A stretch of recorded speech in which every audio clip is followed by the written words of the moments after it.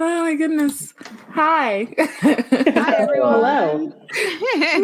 Hello to everyone, anyone who is watching right now. Yes. Welcome to our Keeping Fandom Fun live stream with our friends from #Ruthless and a cat. This is Gabby. She is temporarily also in this live stream. Hi. Love this. I guess real quick introductions. I'm Bayana, co-founder of Black Nerds Create. I'm Delia. I don't know. I don't know what it looked like for everyone else. I'm Delia. I'm the CFO for Black Nerds Create. Ready to keep fandom fun together. Mm-hmm. I am Jessie. I am one half of #Ruthless Productions. I'm Lark, and I'm the other half. Yeah. Super excited that we're doing this. It was sort of for a couple of reasons. In part because #Ruthless, y'all have decided to sunset your Potter content. And as an org who has also had to do that, we're kind of like, let's reach out. Let's say hi. Also, we haven't hung out in forever, so why not come together and talk about things that bring us joy? So super excited that we get to do this. Yeah, we're super grateful that you reached out and we're like, hey, that sounds stressful. Let's do a thing to make it. And you're like, oh, that's so nice. Yeah, it's just it can be a lot. And sometimes it's there's always so many things going on, especially when it's also tied to like when it's your job. Yeah. It can just become more. So sometimes it's just remember why we are in this space in the first place. Why did we choose to do this? Because it's supposed to be fun. Right. It's a very unique space that we're in. And I feel like only other creators in similar capacities can understand exactly what that is. Because I think it's maybe not difficult. It's just hard to imagine. I remember sitting on the other side for so long, seeing other creators growing up that created nerd content, mainly Harry Potter, because that's what I was into when I was younger. I was just like, oh, that's so cool. That's the best. And it is the best. It's so true that it's the best, but it is also a lot that you can't really understand until you're in it. So yeah, we absolutely want to give space to just check on each other as a community in general of creators. Yeah. Yeah. I mean, I will say, so it's been a month-ish since we... Time's broken. I think it might be a little more than that. 20 years since February. I don't know. Maybe one of the people watching knows how long it's been. Yeah, people drop it in the comments. We can see your comments. Hello, everyone. But yeah, so it's been however unit of time it's been since we made our announcement to move away from Harry Potter, and for the most part, everyone's been super supportive. There are a lot of folks who, thankfully, are interested in what we have to say, regardless of if we're talking about Harry Potter or not. Which has just been just super incredible and lovely and amazing, and just we got a ton of just email and comments, email and DMs and comments, just with a lot of support. That's just been just so incredible. Yeah. So that's beautiful. That really speaks to the community y'all been able to curate over the years, because I know that experience has differed from creator to creator, specifically with kind of stepping away from Harry Potter. But creators try to pivot all the time, and it's not always the easiest. Yeah. And yeah, I mean, it is, I think both are happening, because a lot of the folks, who support us on Patreon and stuff like that, I think have been yeah, whatever you want to do, we're here for you. But also, I mean, the Daily Profit downloads have significantly dropped since we started talking about other stuff. But I think I think our plan is that we're going to sort of like move our new content to a new feed and just like leave the Gaily Prophet as like a Harry Potter time capsule. And then hopefully with a new name, a new audience will find us and be like, oh, I too am a nerd who loves hearing other nerds talk about various things that make them excited. And we can just reach a whole new group of people. We're really just waiting on being able to figure out a name for Yeah, that's really the thing. Names are so hard. Like, every time I'm like, oh, I want to do this thing. What should it be called? So many projects. And we've really boxed ourselves in with the whole gay thing. Like we have 4 podcasts that all have gay in the names. We're like, it has to have that. And then also we want to keep the newspaper theme. So we're like, what's another like gay newspaper pun? We are accepting ideas. Drop your comments, everyone. Yes, please drop any newspaper related gay puns. That would be a good name for our new podcast. And we will credit you. Don't worry. I wish I could help because I'm notoriously terrible at it. I just like my brain goes like, no. Do I even know words? The second we try to come up with names for projects, it's like, do we know words? Is that a thing that we know? Yeah. Yeah. Usually I just like hit up Connie like, hey, I want to do XYZ. What do you got? Yeah. She's our resident wordsmith, but nice. Yeah, it's also really difficult because like the Gaily Prophet's such a good name, and like it is so good. That's what's so unfortunate. I remember when I don't remember when the Gaily Bugle. Okay, Amani recommended the Gaily Bugle. That's Spider-Man, right? Yeah, not me. Yeah, I'm like, no, it's Superman. Superman is Superman. I don't know.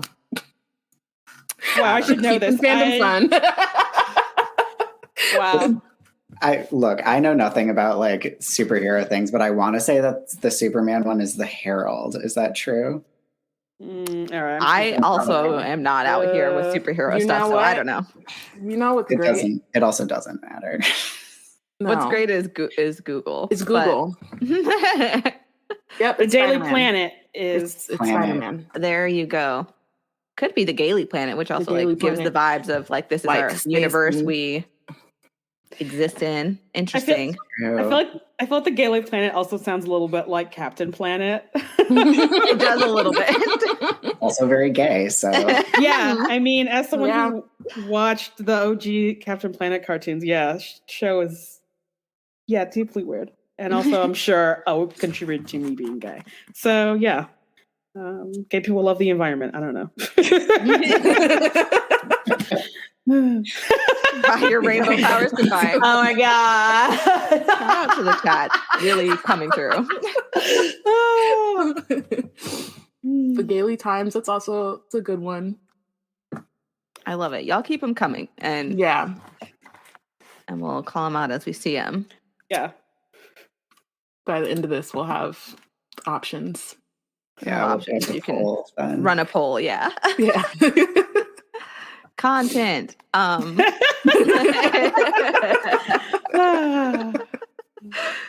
Yes, the gays love puns and the environment. Those are the two things. Sounds legit.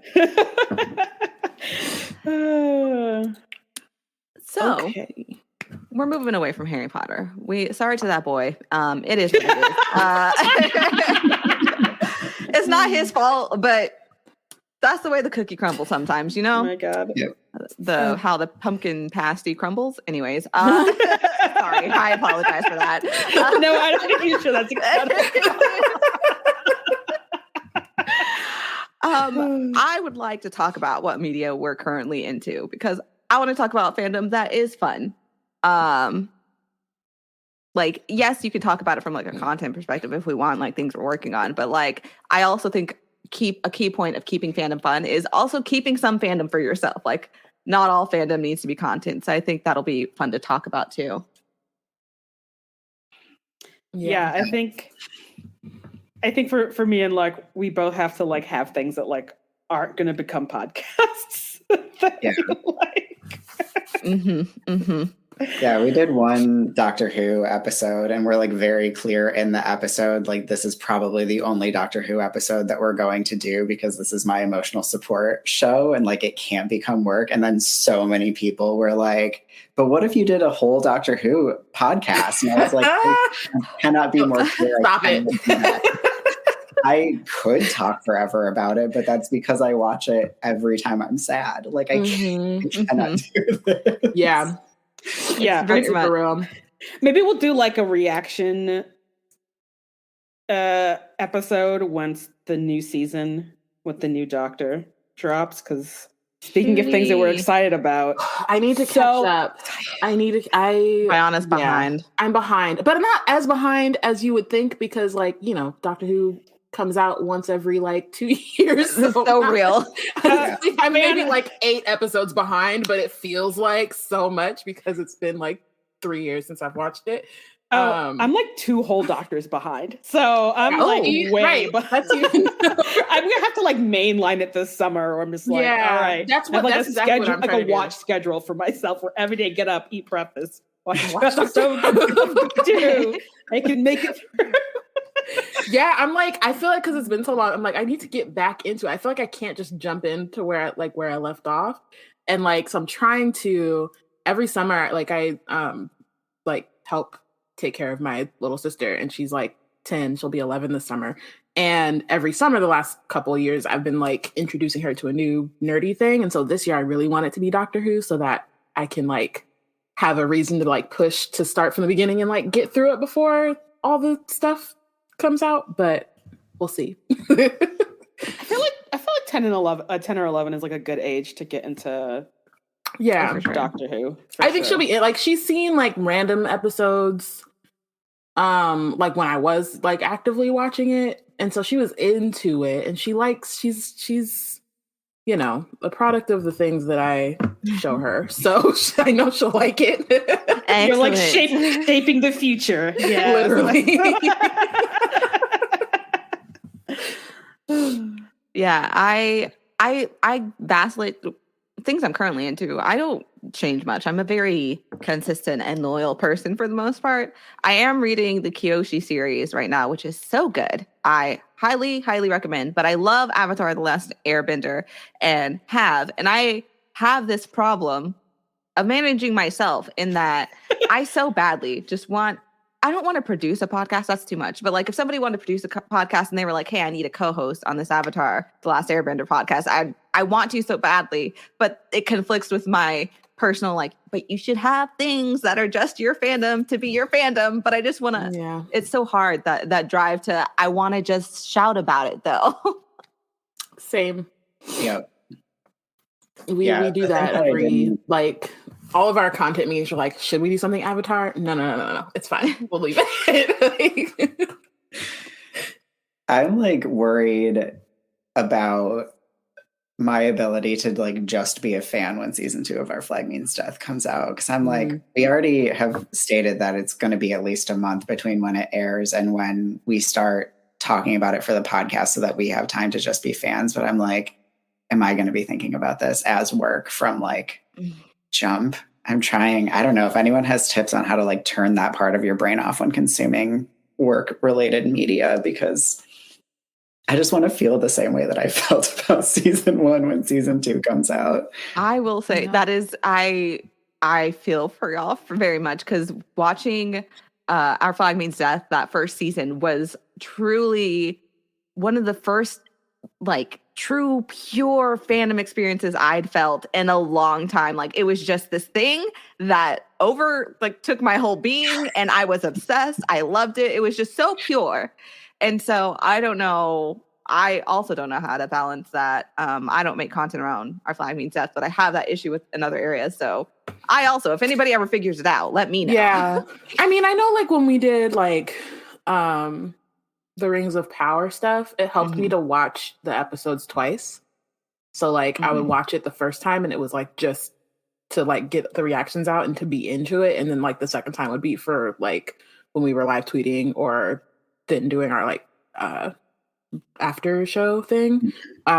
So that helped a little bit, but it's still hard because you're still like, the back of your brain is still like, oh, but I want to make this point when we get to this. And it's like, no, let me be in it. Yeah. Yeah, season 1, I was like, I stopped listening to podcasts and was just like carrying my laptop around and Our Flag Means Death on a loop instead for like a full month. And like, that was why I was like, Jesse, we just have to make a podcast. Right. Yeah, I think I'd also like watch it like 2 or 3 times, like like all the episodes, like all the way through, which I haven't done for a show in a really long time. To be clear, if y'all in the chat or in our community, whomever is watching this, have not seen Our Flag Means Death, I promise you it's so worth it. It's so worth it. Too. I know. Speaking directly to me, I'm so bad at keeping up with television that isn't like reality TV on like a regular. I wasn't trying to call you out directly. I know you were watch list, but I felt it. Her watch list is very long. I just was like, everybody's know. Like, hey, Bayana, what about this? Have you watched this? Have you caught up with this? And I'm like, She's a full writer out here, though, so we make allowances. Bayana, I feel like I understand you because I think the only 2 things that I'm watching live right now is Abbott Elementary, which was behind us, and a really terrible reality show about farmers trying to find wives, which is just like wait. Oh my gosh, wait. Okay.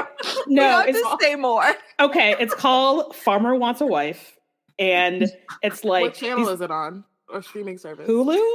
I've been watching it on Hulu. And it's like these 4 farmers, and they each have like 5 women who are interested in him that are like living on their farms. And they are like doing like farm work, and they go on like weird dates. And it's just the most just turn your brain off show. But I like watch exactly. I just yesterday I was telling Delia yesterday I was supposed to like this morning, like I got home after dropping my sister off, ended up watching the season finale of Love is Blind. That was not on my to-do list. I wasn't like trying to, I had plenty of other things to do. And I was like, you know what? Let me do this. It's like, it's really a problem. I think it's so nothing. And it just like, yeah. It's so interesting to me because I feel like in the past, or I don't feel like this is true. In the past, pop culture was seen like as a lesser form of culture than like high art and stuff like that. But I feel like it's like broken out even further where like there's higher level pop culture that's respectable. Like, oh, you watch Marvel, you watch this, but like shut your brain off TV is like people, you have to say, oh yeah, you have to qualify it. But I feel like everybody needs it. And we all just should be honest about that. You need at least one in your life, I think. And it's so interesting too, because like I don't participate in those as like fandoms, but they are fandoms. Like when I watch Love Island and then I go on Twitter to see what people are talking about, like it's a full on like community for that like 8 weeks that show is on. And like, so it's like an interesting, it's like, it's very similar things, but yeah. Yeah, every couple of years I get really into watching The Bachelor or The Bachelorette. And so there's like a million different podcasts, but it's, and like, and I think, and it's like a thing me and my wife can watch and like make fun of everyone and feel better about our relationship where it's like, wow, yeah, I am so glad I don't need to be a part of any of this. But it's like an intense, it's like 2 hours twice a week. It's a very intense time commitment. I could be watching a whole other series. Else. Love Island is every day. Wow. For like 2 months. I did not even And they know had that. a winter season. Usually it's in the summer, but they had a winter season this year. And like, it was weird because by the time like the New Year's came around, I was like, ooh, Love Island's coming in like 2 weeks. We're about to be in this. And like me, Robin, and my sister, we have a group chat. And then we're just like talking about it. And it's for like 2 months. And then after that, it's over. And I'm like, whoo, okay, I get my brain back. I get my life back. It's really wild. I have not experienced that level of I didn't know it was every day. I did not gather that from They skip Saturdays, I think, because it's kind of like Big Brother in the way that they like do it. So they skip Saturdays and then they do like deleted scenes or whatever on that day. And you can watch it or not. But yeah, it's very intense. Interesting. You know, I have to say though that I feel like there's like an online discussion about how annoying it is when Netflix just drops an entire show, like entire series, because you can't just like catch up every day and like be online and be excited about that. Mm-hmm. And I'm kind of like, something where it's like if things are happening every day or like twice a week or whatever, it's like you can't just binge, like you could binge watch it when it's all over, but it's so much just more fun to be like, go online and be like, all right, I got to see what's going on TikTok. Like, what are people saying? Like, what are people on Instagram and saying? And and the other thing too is like part of the reason I'm not caught up on a bunch of other shows is because they're weekly and I forget. Like I could like Abbott is like the only one that I remember at this point, in part because I watch it with my family.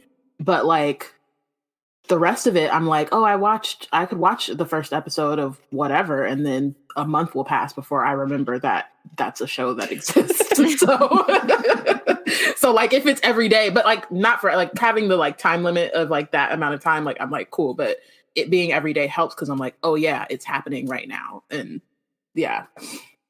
I do wonder what is the funner cadence of fandom, because I really don't know. I see that discourse online too, Jesse, and I see both sides and I don't know which is better. I can see how binge culture, is that what they call it? I don't know. I can see how that has affected the way media is produced and maybe not for the better, and you can have that discussion.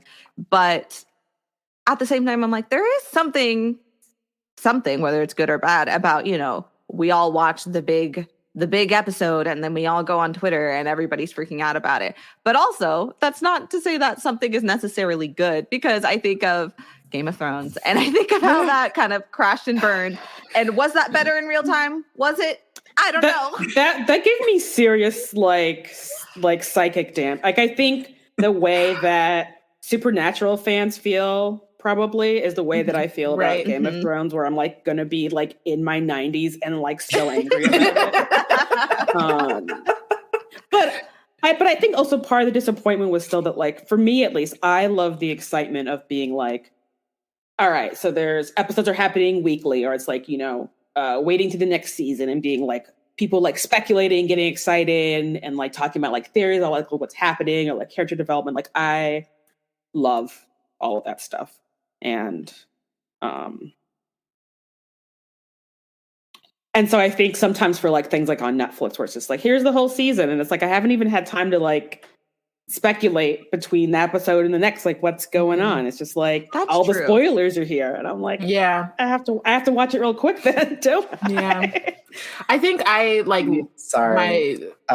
Mommy in the comments just did a like really good Rocky Horror joke, and I just he did. Thank you, and I appreciate it. Thank you.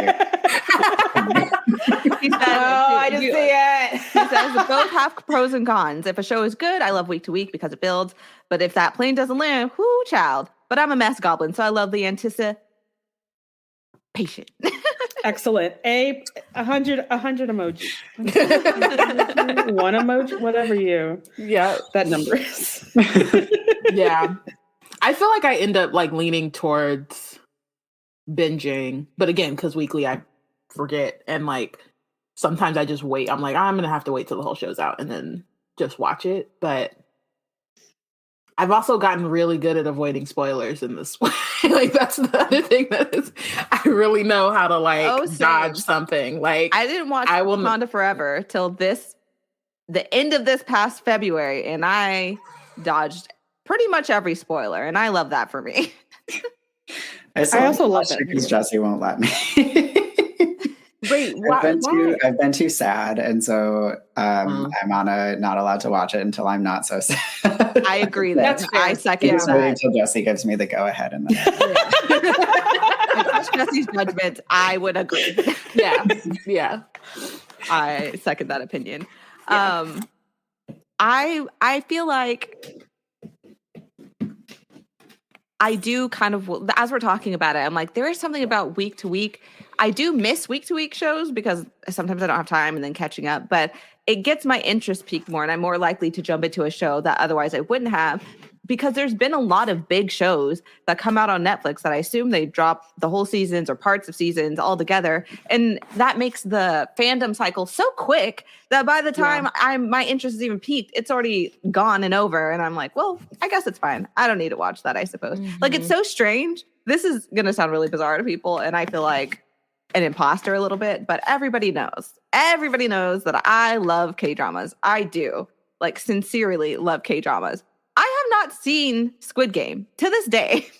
It's on my to watch list like any other K-drama, but the hype came so fast and left so fast that I was like, okay, well, I guess I'll just get to it later because I don't need to watch this right now. Yeah. I think, and Netflix is trying this thing now where they like drop a couple episodes a week, and I don't like, I would prefer once a week. Like I actually don't like it because it's like you start to binge and then it's done and then you have to wait. And I'm just like, why? Like, if you might as well, clearly you have all the episodes back there. You might as well just put them all up on the same time. So yeah, I feel like I would prefer once a week, or even like I remember they used, like sometimes on network TV, like, well, they'll drop like the premiere, the finale is like 2 episodes or whatever, or like an hour. Like, that's cool, but more than like 2 episodes at a time, I just feel like is rude. I see there's a lot of different opinions in the chat, which I think is cool. I think that shows it's a matter of preference. And I don't know how media companies, try and balance that, because then I think you need to have a mix. But Eleanor says that I have one show I watch weekly with my friend, and it's fun to have something to be excited about and an episode that we can talk about for a whole week. It's a special kind of fun to have that time. I agree. That is very true. Lunar Wanderer 17 says, yeah, I don't like the pressure to watch an entire series immediately to avoid spoilers. Yeah. That is also true. I don't know how to pronounce an O with an umlaut. I'm not going to lie to you. So I'm just going to say Nomi Gnome. Was that right? I don't know. You could tell me. I enjoy podcasts on a weekly schedule, but for shows, I forget they exist and remember when the series is released completely. So binge watching it is. So it's really down to preference, but I don't know how media companies balance that and which type of fandom I prefer, because I do see both. Yeah. I think it just depends. I feel like there are some shows that lend better to like weekly or like it just depends, I guess. That's true. I don't know. I can't. I tend to only be able to do like one thing at a time. So I think that I like binging because I'm like, ooh, I just like watch a whole show and then I watch another whole show. So like if there was something coming out weekly and I'm like, but the rest of the time I'm like watching Star Trek, then I'm like, how am I can't change what I'm doing in the middle of the week. That is such a great point. That's real. As a neurodivergent person, I do prefer to hyperfixate because that's just how my brain works. Like it's all in or not. And Claudia also says in the chat, with my ADHD, I like binging so I can hyperfocus because, like Bayana said, I will forget shit exists. And that is so true. Actually, I'm like, forget what I said. The way my brain works, it's got to be binging, actually. Yeah, well, I may enjoy the fandom very aspect. Proud of myself because I just took a break from watching Voyager to watch all of The Mandalorian. Like, I had already watched seasons 1 and 2, but then when I watched the previously on for season 3, I was like, I don't remember. Okay, wait. So do y'all if you realize you don't remember, do you go back or do you just like keep going? I press on. For me, it depends. In this case, I went back and started back from season 1 because there were only 2 seasons. I think if there had been more than 2 seasons and if they were like longer seasons, I probably wouldn't have done that. But word. Yeah. Because I know when I was watching How to Get Away with Murder, like by the last season, and they were like, yeah, and when Wes did XYZ, I was like, if you say so, and just like keep going. Like, I believe that you know what you're talking about, and I'm just gonna keep going.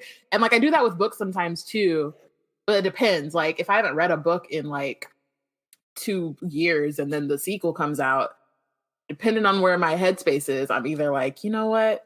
Like with Legendborn, when Bloodmark dropped, I was like, I should just go back and reread that book.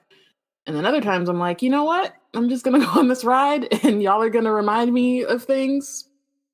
And that's true. It doesn't differ. I just read the Wikipedia summary, especially like if it's detailed enough. I'm like, oh yes, this is what I need to know. It takes me, 20 minutes instead of.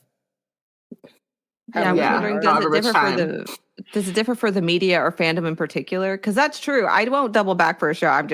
We're going to try our best. But for books, like I'll at least open and skim and kind of, okay, I remember, or pull up like a Wikipedia. Like I will double back. I want to, and I wonder why that's different. I don't know. I think it depends for me, like, too, on like how much I'm into the story in general, and then also like how much detail I feel like I need.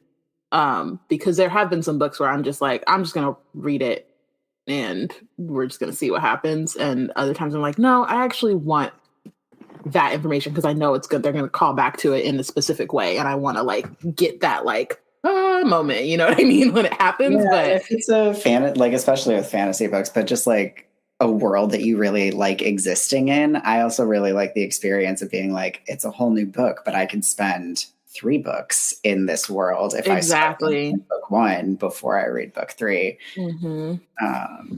which is Yeah. But it Yeah. also is just like what you're feeling at the time, at least Yeah. for me. Because sometimes I'm like, I don't have the time for that. I want to read it now. Well, let's do it. Like, or I want to watch it now. Like, let's go. Whatever. I feel like for like shows, I really love a recap video on YouTube. Like, what a, good job everyone doing that. For people like me, it's like, I don't want to watch a whole season. I need like just a 2-minute recap.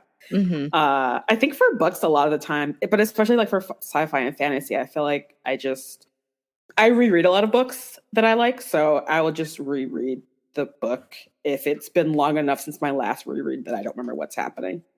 Yeah. So, Yeah, I had to reread one book before the sequel because I knew that when I read it the first time, I was like not giving it a really, like my brain was not like locked in because I had like I read this one book, I read this series and I had a book hangover, like serious book hangover, and then I went straight into another fantasy, and so I read like reading that, I was like, as I was reading it, I was like, I'm really not giving this a fair shot. Like I could just tell if I read this at another time, I would be way more into it. But so yeah, it's just like, yeah.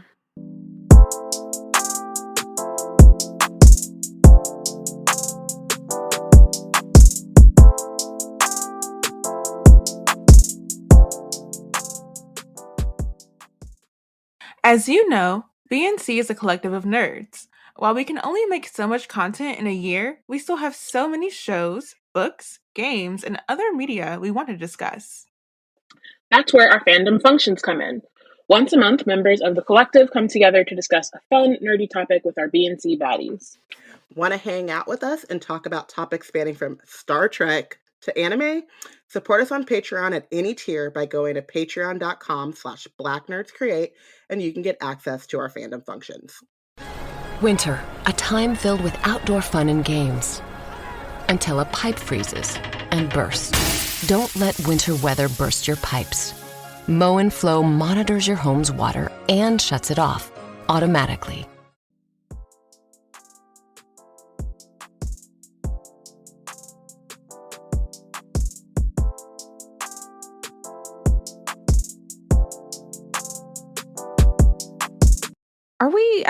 Are we all introverts here or no? yes. Yeah. Okay. Because my question, the follow-up question is, I wonder if what makes fandom fun and how fandom is fun for us differs as introverts than it would for other people. Because I started thinking about it, talking about the weekly versus binge watching culture. Because weekly is better for fandom. But for me, I'm like, the interaction part is fun, but is not necessary for how I personally fandom about things. Yeah. So I'm like, maybe that's a factor. Granted, online interaction is not as much, but I also feel like I have to process things. Like that is a big cornerstone of my fandom. Like I can't, even if I want to engage with fandom, I have to sit with it for a while. Like when I finish a book, I love to go see if there's fan art for it. But first I got to sit with it for a little bit, process it. Then I will go to Tumblr and be like, all right, what's going on with these ships? Yeah. Yeah, I think that makes sense. I mean, and I don't do as much like online fandom, I think, as the 3 of you do. I mostly like just talk to people one-on-one. So like mostly I talk to my partner and to Jesse about things that I'm like really excited about fandom wise. And that like, is enough for me to be like, I watched a thing. Evan and I are going to talk about it while we walk our dogs. Hooray. Yeah, I mostly lurk at this point. I'm like, I just want to see, like Delia mentioned with the art. I want to see what the art's doing. I might go into a hashtag and see what y'all talking about. And like sometimes that gets a little like it's too much. So I'm like, never mind. We're good. I feel like depending on how big the fandom is, I mean,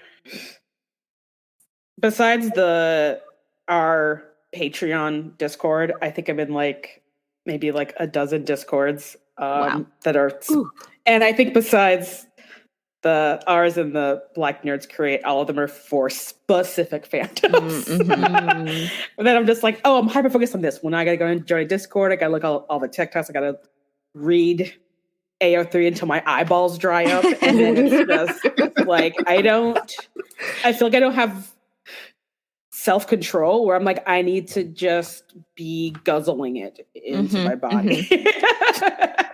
I didn't think the AO3 of it all, that is very real. And it doesn't really feel like you're interacting with fandom in the same way because it's just very personal. Like, yes, somebody wrote this, but it feels less like back and forth. And so I think I much more readily consume that content. I will, if there's a ship that is just, won't stop, I will straight to AO3. Please inject it into my eyeballs.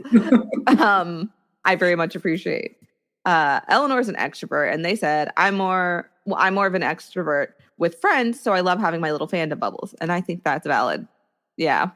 I'd love to see more like demographics and metric work done on fandom, and more is done these days and more keeps being done. But I'd be so curious about fandom behaviors across like introversion and extroversion and stuff like that. Yeah. I feel like I know, at least for me, I mean, the amount of nerds that I know in real life is much smaller than the amount of people that I interact with on the internet. Or like people that I follow on Twitter, or like people that I talk to in like Discord or wherever. And so I feel like the last thing that like I knew a lot of people were into was like Game of Thrones, and that was several years ago. And now no one wants to talk about it anymore because I'm like I don't want to either. But it's like there isn't, but like there isn't. I don't know.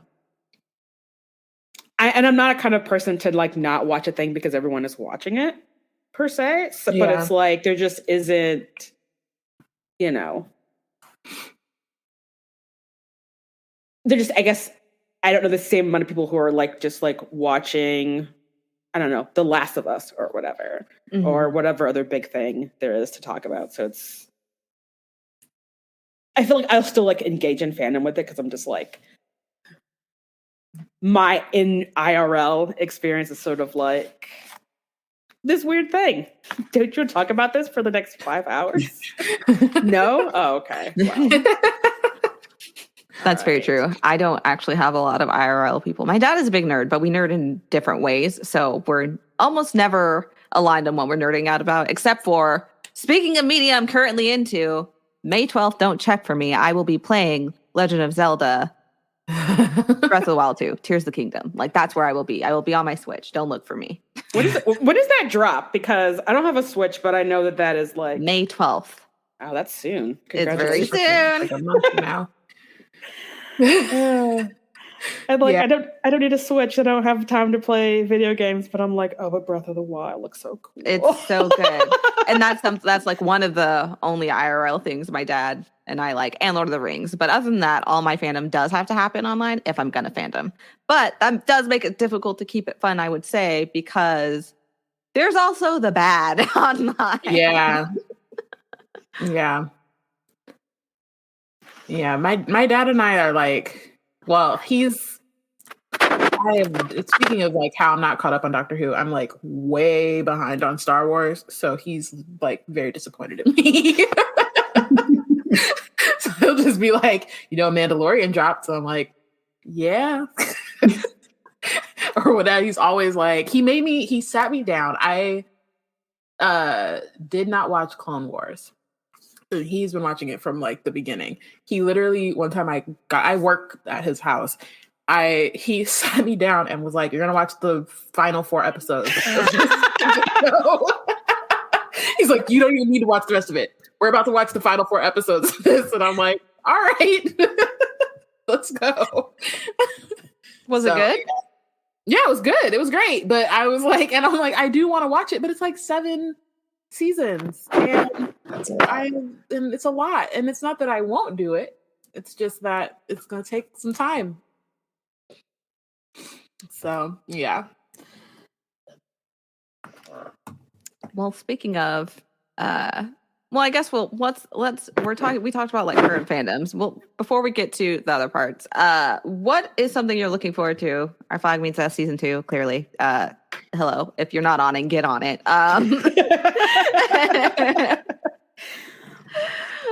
Yes. Anything else though? I just got a book that I like pre-ordered who even knows how long ago and then completely forgot about, just like showed up in the mail like 2 days ago. So I'm very excited to read That's that. my favorite thing. What book? Yeah. I brought it in here because I knew I was going to forget. Nick Blake and the Remarkables. Oh yeah, by Angie Thomas, right? Mm-hmm.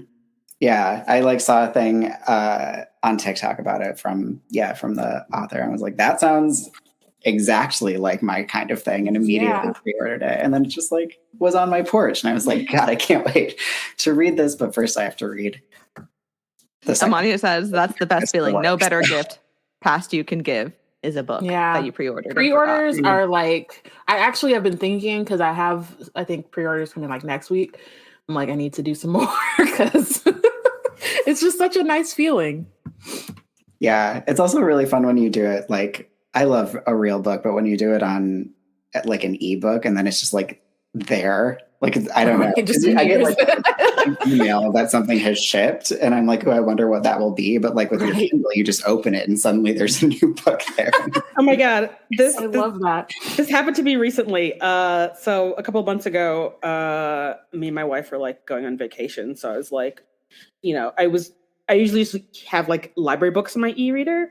But I had realized, unbeknownst to me, I was like, oh, what is there available to me? And then I realized that Leah Badarga, oh my God, how do you pronounce her last name? Anyway, so she wrote this incredible book, Ninth House, and like the sequel, I'd completely forgotten about it. Leah Bardugo, something like that. Yeah. I know who you're talking about. Anyway, the sequel to Ninth House I wasn't even aware of it. I'm like, oh my God. And like the library didn't have it. I'm like, nope, I'm just going to buy this right now. I'm like actively about to go. And I'm like, download, purchase. And like so quickly. And I'm like, yeah, so satisfying. Yeah. Books are honestly my like, I've like been having this itch. I just bought, like, I was in San Diego for my birthday a couple weeks ago and like went to the bookstore with Robin and bought like 3 books. And I'm like, now I was like, after this, should I go to the bookstore? Like, but they're just nice. I like books. Do you have anything you're looking forward to, Jessie? I decided to go on a whole kick after I finished Ninth House and Hellbent. I started reading the like Grishaverse so I could watch the new Shadow and Bone TV show and also finally read Six of Crows, which I had started twice and was just like, I am missing some information that I need. Where does this series start? And like finally this year, I'm like, I'm just going to read them all. And I'm going to enjoy the Netflix show and enjoy the rich fandom because I'm always looking for a new thing, like a new like capital T thing to like immerse myself. So I love that. Yeah. There's something very special about a fandom that has books. Like it's gotten, what's the word? Adapted into something, and it's like, oh, but I can read these books first. Like, you're just in for a long haul of fandom, and that's always just so, it feels so good. Yeah, there's like, I think like 5 more books in the Grishaverse for me to read. I'm like, great. And as far as I can tell, the author isn't garbage. It's refreshing. Isn't she the one? She just got like a really like wild book deal. I'm pretty sure. Yeah, it was like several $1 million for her to do first like 12 books series. Yeah, it was like a 7-figure deal for like 12 books. Yeah, and she's like an excellent writer. So I'm like, great. I'm excited for it. Yeah, so I'm excited to, I guess, have a new fandom until whenever we get season 2 of our Black Queen's Death to tide me over. They're still saying 2023, right? That hasn't changed.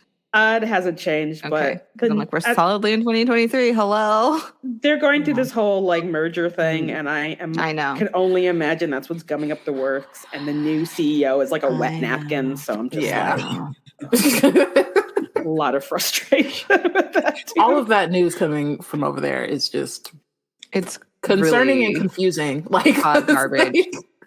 Speaking of hot garbage, how do we keep fandom fun? What's the answer? How do we protect the media we love for ourselves, and how do we keep fandom fun? The silence. I kind of feel like we've been covering that though. Yeah, right?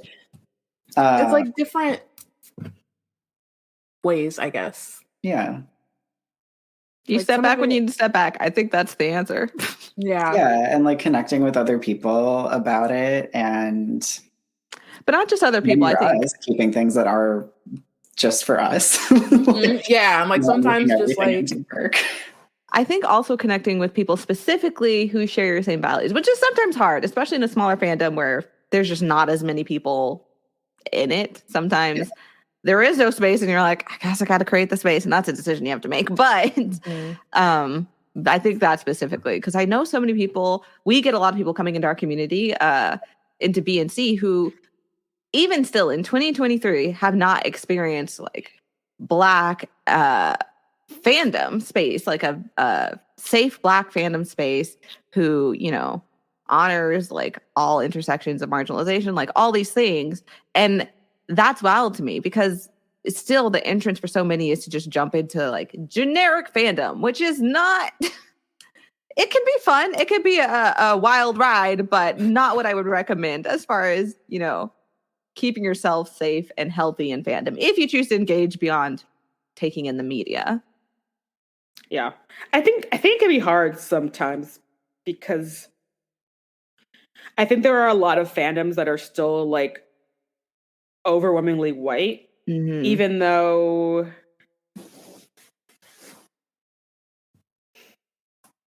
which is, I guess, always confusing to me because like as a Black person, it's like Black nerds have always, like we've always been here. Like we've always been mainlining Star Trek and Star Wars and like Lord of the Rings. It's like, so we are here. And it's always just like, where? And so it's always weird to be in and like, how are there no Black people in this space? Every time. That is how I feel when I find a new little fandom and then I go in and I'm like, oh, is it just me here? Okay. Yeah. Yeah. And then it's hard to like you mentioned, just decide like, am I going to be the person to like do something about that? Or am I going to slowly make my exit and wait for somebody else to decide to like the gif of Homer Simpson just into the bushes. It's like, never mind. Yeah, it's a balance. So if anybody, I mean, hopefully, if there is anybody watching who hasn't found their space, welcome. This is your space. Hopefully, we could be that for you, whether it's us at BNC and or at #Ruthless. Fit in where you get in. Is what I say. Yeah, and it's, I mean, I think always especially nice for this group where it is also, I think a lot of people I think a lot of white fans go to fandom expecting to not have to think about politics. And I'm just like, no, that doesn't stop. Like, sorry. And like, it's what half these stories are about. Like underneath them all, you know? Yeah. Yeah. Speaking of Squid Game, it reminds me, it's top of mind because they announced they're doing their I don't know if it's official. I didn't fact check it, but I think they're in talks of doing an American reboot. And it's like just came out. Okay, that, but also weren't they talking about a season 2? I think so. But it's supposed to be, you know, a critique on capitalism and all this stuff. And I saw in the comments Mr. B saying, didn't we already do an American version? Because he a capitalist. did a whole video based on Squid Game, and it was cringy. And so I just think of that made me think of that white people often go to fandom space and they're like, I'm just gonna take it at face value and not engage with anything critical, which I will say is a fine way to engage with fandom. Like we said earlier, like there is definitely fandoms or shows or whatever, you just need to come in and not think. Like I think that a level of that is healthy. But when you're engaging with fandom, I think you need to come prepared to talk about values and ethics and the underlying morals of the story. That's just, maybe that's a hot take, but it shouldn't be a hot take, but somehow it is. I'm like, what else are you talking about? Like, yeah. I feel like that's a question that we ask a lot when we have conversations about like what people expect from fandom, because it's like, it just sounds really boring. Like, right. How many times can you say this person is hot? Like, I mean, like, we get it. That's done. Like, you can say it a lot, but you can also, I'm like, at a certain point, if that's all we're talking about, like, I'm gonna find something else to do. That's not enough to sustain a fandom. No. It just isn't. I mean, okay, well, usually there are certain fandoms. Yeah, it's just like you need the silly stuff. You need the like, you know, you just need all of it to really build like a long-standing and not boring community. Like, yeah. And and it's just so funny considering like so many like large fandoms are like built on a very explicitly political message, like Star Wars, Star Trek, like Lord of the Rings, Game of Thrones, Marvel movies, even with their weird pro-military. But like, you know, it's still, if it was a like, I don't know, fandom of like Wes Anderson movies, it would be like, all right, this is just full of white people doing white people things. And it's like, okay, that's one thing. But it's like fandoms where I'm like, explicitly political things are happening. Mm-hmm. Yeah. And you just want to ignore that? Like, that just seems so boring. It's just so much less interesting. Yeah. It's like, you know, people go to fantasy for the escape is like part of it, but like also the people who are writing it are writing those things in on purpose. Like it's supposed to be a commentary on our lives. Right. Like it's just also fun and has spaceships. Like or dragons. Yeah, you know, like we could talk about that being cool, but also, you know, those things usually represent something and like what is that? And that's like the cool stuff to talk about. Mm-hmm. Do y'all have any, we wanted to leave the people with media recommendations. It can be new, old, something new to you that's old. It doesn't really matter, but just recommendations for the people that are just fun fandom spaces to be in. Not to say they can't have commentary like we were just discussing, but that bring you joy. Maybe that's the way to phrase it. Fandom that sparks joy for you, or a media, something that sparks joy. I can go first since I put you all on the spot. Mine is shout out to Nicole, who is on the team, but is also in our community, for really, really beating the drum for everybody to watch Romantic Killer, which is an anime that's on Netflix. And I'm going to recommend it to everyone. It is so good. It's speaking on like having societal commentary. It is a comedy. It's a comedy anime that is a satire on the typical like harem trope and like breaking that apart. And it's so funny. Basically, a wizard type thing comes and tries to force this like quote unquote, I guess, loser who's just into games or whatever into romantically like getting with a guy. But it turns it on its head and she's like, I refuse. I'm not doing this, and really hates this little wizard guy. And it's just a lot of fun. The animation is hilarious. I highly recommend it. It does have like this kind of dark twist element to it. So I would look up the content warnings just so you're clear for yourselves. But I also don't want to say it because it is also kind of a spoiler. So like if you think you might need that, look that up. But it is very, very, very good.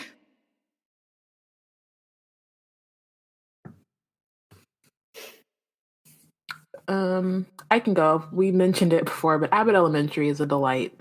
So that it's so much fun, and like I pretty much watch every episode like twice, like at least. I'm like, ooh, I watched it. Okay, let me do this again, and like, yeah, it's just great, and all the commentary is delightful. Except when people are like trying to get Quinta to like cover things that don't necessarily need to be covered, or they're acting She's like not they're the like education department. that, and also like the season is done. They wrapped on filming, so she's not gonna just have this episode come out in time for your next election. Like it's not gonna happen because the thing is already settled. So that part is just ridiculous and silly, but yeah, the show is so smart and so funny, and I feel like every time I watch it, I catch like more like little jokes or like things in it. And it's cool because it's like for the whole family. My sister, again, she's like 10. She just quotes it like on her own. Like she'll just say, she's like, you know what Ava said, and I'm like, I'm like, I didn't remember that, but cool. So like, yeah, it's just it's super fun. Yeah, and it's the one show I can watch weekly. Yeah, and there's like not the humor isn't like punching down. It's like really smart and I don't know, also like very unapologetically Black, which I really appreciate. Yeah. It's just, and all the kids are so good. Like they're so you've never brilliant. seen so many good child actors that work from the UK in one place.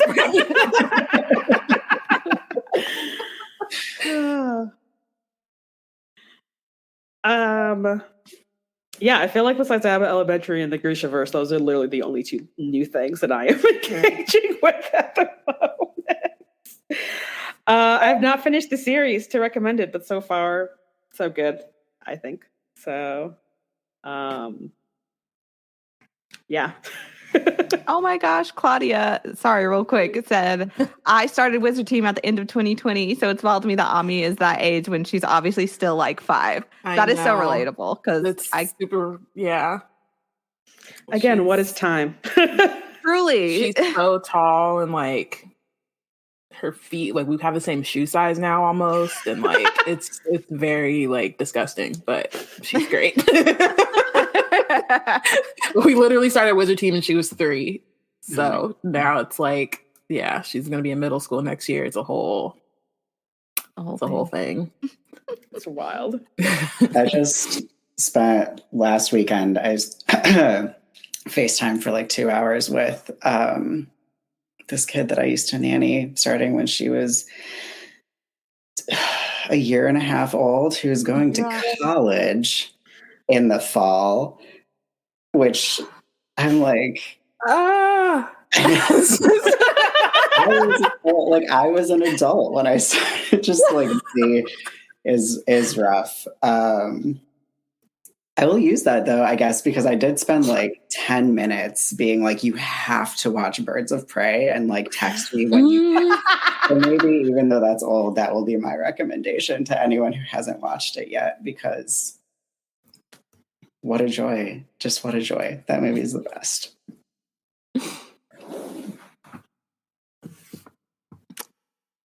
Love those recommendations. I don't really watch TV like that. But noting, I also, like I did call out Bayana earlier, but to be clear, if anybody ever recommends anything to me, just to put it out there in the universe, that it will go on a list and I will get to it one day. The day may be a long, long time from now.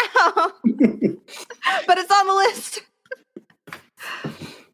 I know. I like read books and I'm like, hey, Delia, just put it.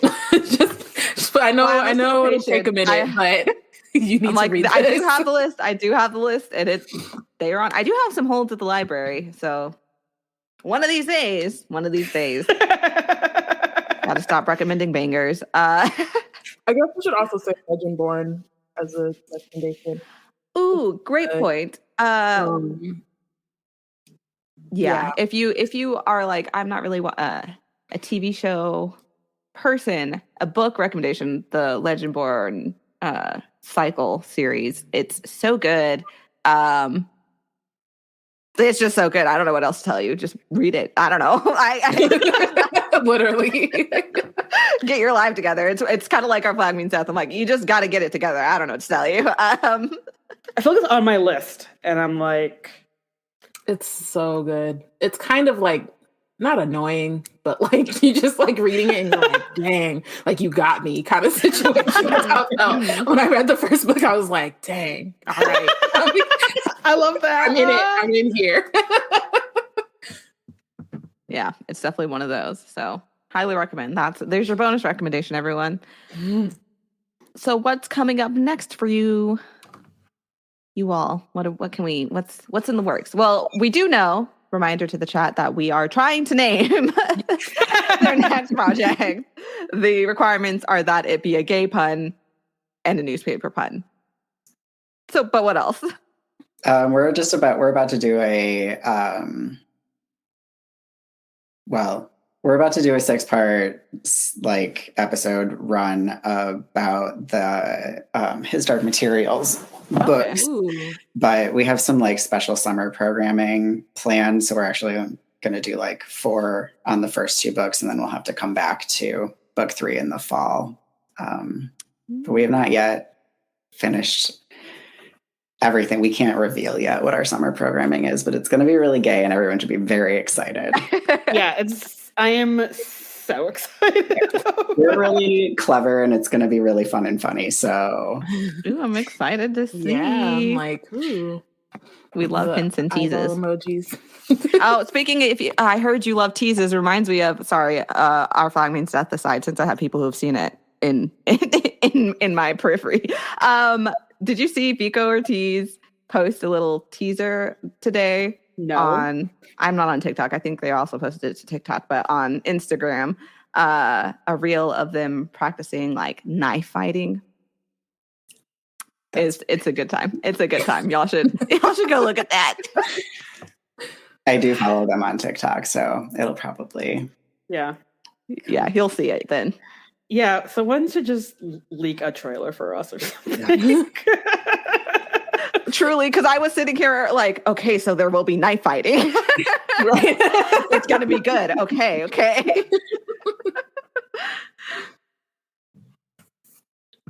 Yeah, I guess we've got Wizard Team. We got Wizard Team. We're still reading Amari and the Night Brothers, which is also a recommendation. That book is freaking delightful. And we're like coming towards the end. We have a couple more months, I think, before we're done with the first book, but it's super fun and we're doing that. And I don't know, our birthday's coming up in like a month. Look out for that. We've got plans. Yeah. Eleanor saw the video I'm talking about. Thank you, Eleanor, that we're sharing this moment. You know what I saw. Also, Delia, you have something coming up. Oh, hello, I do. That's a great point. This is happening in real time. I have a podcast coming out. It drops May 1st. It's called Culture by Culture. It's a multidimensional exploration into Black and Asian pop cultural ties. It's going to be very exciting. Ooh. I'm interviewing all sorts of guests, some experts, some just fellow nerds talking about their origins into the nerddom of their choice. It's going to be really cool. It's part sociology podcast, part history podcast, part pop culture podcast. So you can follow me. It's not on streaming or streaming your podcast platforms just yet, but you can follow me at Culture X Podcast and you'll get all the updates when all that's happening, if that's something you're into. That's so cool. Thank you. I'm going to subscribe to that on my phone as soon as we're off of this. Okay, well, thanks, everybody. I think that's everything, unless y'all had any last final remarks. Just thank you. Thank you for setting this up and for offering and for being such good pals.